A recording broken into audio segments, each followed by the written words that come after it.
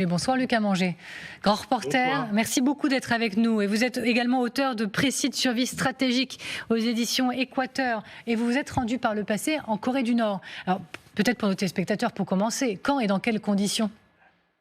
Bon, c'était il y a quelques années quand même, hein. C'était début des années 2010 et j'ai pu aller en Corée du Nord à l'occasion d'un concert historique qui était donné par le Philharmonique de New York à Pyongyang dans le cadre d'un échange. De Philharmonique de New York qui est un orchestre qui avait l'habitude de jouer de l'autre côté des murs. Ils avaient joué à Berlin sous la guerre froide, ils avaient joué à Moscou, ils avaient joué à Pékin, ils avaient décidé d'aller jouer à Pyongyang et j'ai accompagné cet orchestre philharmonique de New York qui jouait une symphonie de Beethoven à Pyongyang dans ce cadre-là. Bon, alors Lucas Manger, maintenant qu'on a posé le cadre, on était en train de se poser la question des contreparties pour Kim Jong-un, selon vous. Que peut lui apporter Poutine en remerciement des nombreux obus, millions d'obus même? Gallagher Fenwick parlait d'aide alimentaire. Et Oui. Michel Goya, parce que j'ai décidé de citer tout le plateau, Michel Goya, dans la journée, rappelait que la Corée du Nord, c'est le PIB de l'Isère. Est-ce que c'est ça la Oui, priorité non, en fait pour lui?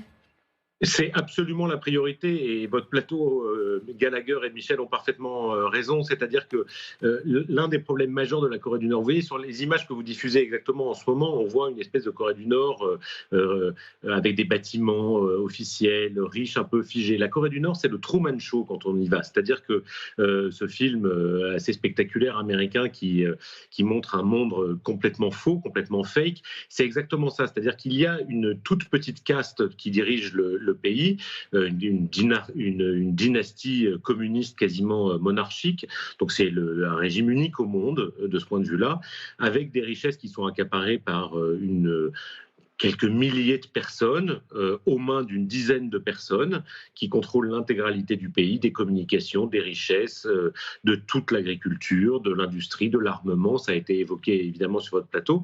Et puis le reste d'une population qui est complètement inféodée au régime, qui doit prêter serment à toutes les doctrines du régime depuis 1953. Et on voit ces grandes avenues vides. C'est exactement ça. C'est-à-dire que le problème, c'est qu'il y a une population qui, tous les 2 ou 3 ans, parce que les hivers sont extrêmement rigoureux dans cette partie du monde, tous les 2 ou 3 ans, la Corée du Nord fait face à des famines absolument dantesques. On ne sait pas exactement, et je serais incapable de vous dire combien il y a de milliers de morts, mais c'est par dizaines de milliers de morts chaque hiver rigoureux, tous les 2 ou 3 ans, parce que tout simplement, la Corée du Nord, qui consacre l'essentiel de son budget à la défense et donc à la production probablement d'armes nucléaires, mais aussi à l'enrichissement du régime, ne consacre absolument rien Alors, à sa population. Et donc, il y a des dizaines de milliers de personnes qui meurent. Certains essayent de passer les frontières par le fleuve Amour, de traverser, de rejoindre la Corée du Sud en passant par la Chine. C'est des circuits qui existent, qui sont extraordinairement risqués.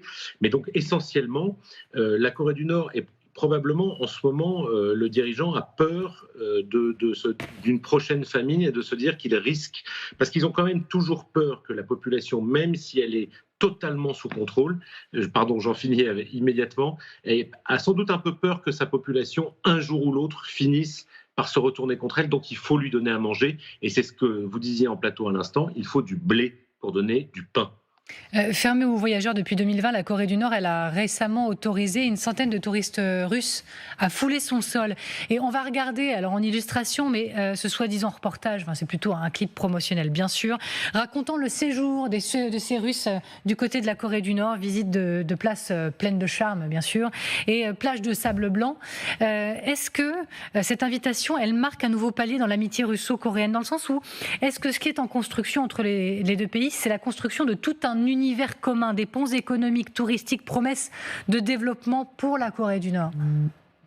Absolument, Amélie. En fait, il y a toujours eu des touristes très contrôlés en Corée du Nord, c'est-à-dire qu'il y a des touristes français qui y vont chaque année, des touristes britanniques, il y a des fanatiques de la Corée du Nord qui régulièrement, en payant très cher, sont invités à aller en Corée du Nord. Mais c'était un tourisme résiduel et de gens qui, soit par curiosité absolue, soit par intérêt, allaient se déplacer en Corée du Nord. Le tourisme russe, la Corée du Nord a besoin de montrer effectivement une sorte de fraternité avec la Russie, et donc de se dire qu'ils font partie aujourd'hui d'un ensemble de pays bannis par le monde occidental, mais qui, eux, vont développer entre eux une sorte d'amitié qui va jusqu'au tourisme. Alors là aussi, c'est ça qui est très intéressant, et dans les images que je vous montrais à l'instant, il y a des resorts en Corée du Nord.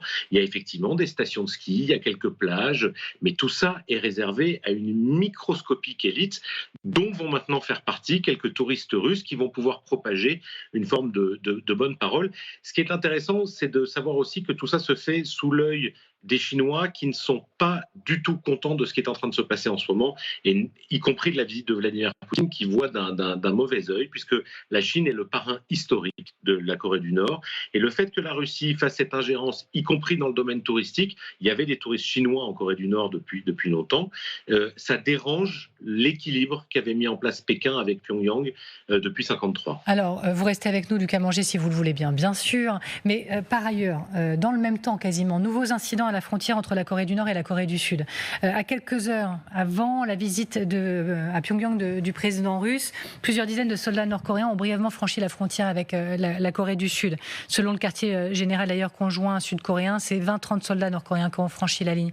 On voit des images là, des photos d'intrusion qui ont été diffusées. Je vous propose maintenant d'écouter le directeur des affaires publiques de la Corée du Sud. L'armée nord-coréenne mène divers types d'activités dans la zone de la ligne de front, notamment la création de terres stériles, la pose de mines terrestres, le renforcement des routes tactiques et l'installation de structures non identifiées qui semblent être des barrières anti-chars. Notre armée surveille de près les activités de l'armée nord-coréenne, tout en maintenant un état de préparation militaire ferme. Et sans attendre maintenant, on va écouter le porte-parole du Conseil de sécurité nationale américain. Oui, cette visite, c'est un sujet d'inquiétude, mais ce qui se passe avec la Corée du Sud, également dans le même temps, la déstabilisation de ce côté-là du globe. Regardez. Nous ne sommes pas préoccupés par ce voyage. Ce qui nous préoccupe, Trevor, c'est l'approfondissement des relations entre ces deux pays.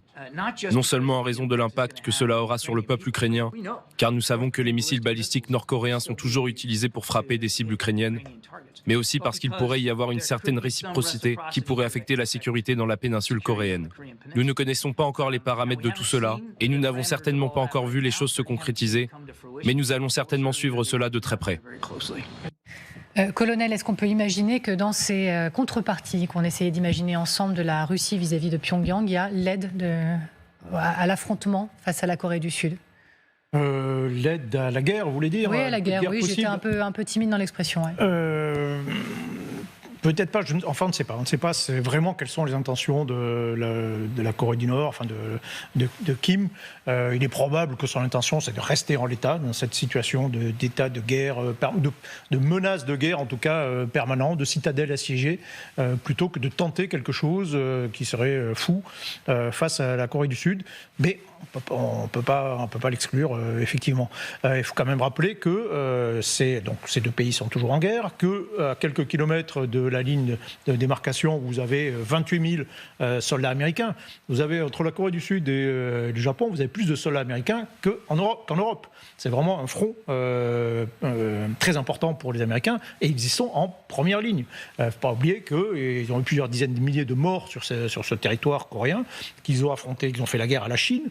Et la Chine, si la Chine se considère également très liée à la Corée du Nord, c'est parce qu'elle a perdu plusieurs centaines de milliers de morts, de soldats morts contre les Américains dans ce conflit terrible. Et donc, oui, on voit la ligne, c'est la ligne fortifiée la plus importante du monde. C'est plus fortifié que oui. C'est plus fortifié que ce qu'il y a en Ukraine. Ça fait des dizaines d'années qu'ils fortifient. Alors ça sert à la fois de barrière militaire, mais ça sert aussi de la part de la Corée du Nord de barrière à la population qui ne peut pas franchir comme les Allemands de l'Est ont pu franchir le mur de Berlin, par exemple. Et il y a régulièrement des incidents. Donc il y a une sorte de petite guerre rampante permanente où vous avez très très régulièrement des incidents, il y a des morts, comme en ce moment, effectivement. Alors je réitère ma question pour vous, Marion van Rottergem. Est-ce que la Russie pourrait se tenir un peu plus aux côtés de la Corée du Nord dans cette guerre face à la Corée du Sud ? Est-ce que ça peut être ça aussi ? Concrètement, je n'ai pas d'éléments pour le dire, je n'en sais rien. En tout cas, symboliquement, forcément, encore une fois, c'est la fortification d'un changement dans les rapports de force. Cette guerre entre les deux Corées, les affrontements, les provocations, situation, ça fait 70 ans que ça dure. En revanche, Kim Jong-un n'a pas, évidemment, seul n'a absolument pas les moyens de réunifier les deux Corées comme il le souhaiterait, mais là, il peut afficher, encore une fois, une forme de basculement, et il y a des provocations qui se multiplient, qui peuvent être un peu risibles, comme il y a eu un envoi de poubelles de batteries de l'autre côté de la frontière. Enfin, ça paraît assez gamin comme geste, mais malgré tout, ça va du gênant au dangereux. Et là, c'est des incursions de soldats, et les Coréens du Sud ne peuvent pas être indifférents au fait qu'ils voient s'allier deux puissances fermement hostiles à l'Occident tel qu'il est, et ils sont aux premières loges. Et on est toujours avec Lucas Manger sur ce rapport là, de la Corée du Nord à la Corée du Sud, la concomitance de cette intrusion alors qu'on est à quelques heures de l'arrivée de Vladimir Poutine. Comment on l'analyse ? Elle n'est évidemment pas, elle est tout à fait préparée et programmée, évidemment. C'est-à-dire, c'est une manière de montrer pour la Corée du Nord que même dans le cadre d'une visite officielle particulièrement importante et particulièrement symbolique, la Corée du Nord ne lâchera jamais son intention de réunifier les deux Corées à son profit et de passer cette fameuse DMZ. Au passage, et Michel et Marion en parlaient à l'instant, mais la zone démilitarisée qui est aussi, elle est tellement ancienne, elle date de 1953, que c'est l'une des plus grandes réserves naturelles au monde, tellement elle est démilitarisée, c'est-à-dire qu'il y a tellement peu de passages d'êtres humains qu'il y a aujourd'hui une faune absolument exceptionnelle dans cette région que beaucoup de scientifiques essayent d'étudier, mais c'est très compliqué. Enfin, ça, c'est la partie anecdotique, mais c'est une volonté de la part de la Corée du Nord de montrer que ils ne lâcheront jamais ces zones-là. D'autant plus que le peu de choses que l'on sait de ce qui s'est passé dans les événements du 9 juin et de la nuit dernière, la journée d'hier, c'est qu'il semblerait que les Nord-Coréens aient détruit un certain nombre de petites routes d'accès parce qu'ils craignent que des défecteurs puissent passer côté du Sud, ce qui s'est déjà produit dans le passé, et donc d'essayer de limiter les possibilités de passage de soldats nord-coréens qui essaieraient de partir au Sud. Alors, on est quasiment à la conclusion de l'émission, mais je reviens à un point abordé par Marion Van Rotterdam tout à l'heure.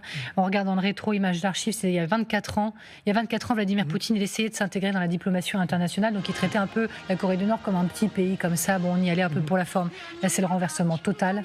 Ça nous dit beaucoup sur la géopolitique actuelle malgré tout. Non, bien sûr, c'est très intéressant et on voit que les images ont un peu vieilli parce que le tapis rouge paraît orange sur les images mais était bien rouge à l'époque. C'est 24 ans jour pour jour puisque c'était le 19 juin. Et ce qui est intéressant, c'est qu'à l'époque, l'objectif était le même qu'aujourd'hui dans une certaine mesure. C'était justement de montrer que la Russie n'était pas isolée et qu'elle avait des partenaires dans la région. Vladimir Poutine n'était pas encore président à l'époque, il était Premier ministre, il était en passe de devenir président. Mais voilà, effectivement, les choses ont beaucoup changé depuis 24 ans. Avec votre question tout à l'heure, vous êtes en train de faire apparaître le scénario du pire. Et je ne pense pas nécessairement qu'il va advenir, mais les Américains planchent dessus. Et c'est quoi ? Parce que vous posez la question de l'éventuel réchauffement du front entre le Nord et le Sud. Vous regardez les grands dossiers, l'Iran, Corée du Nord, Corée du Sud, Taïwan, qui est pas très loin, et Russie, Ukraine.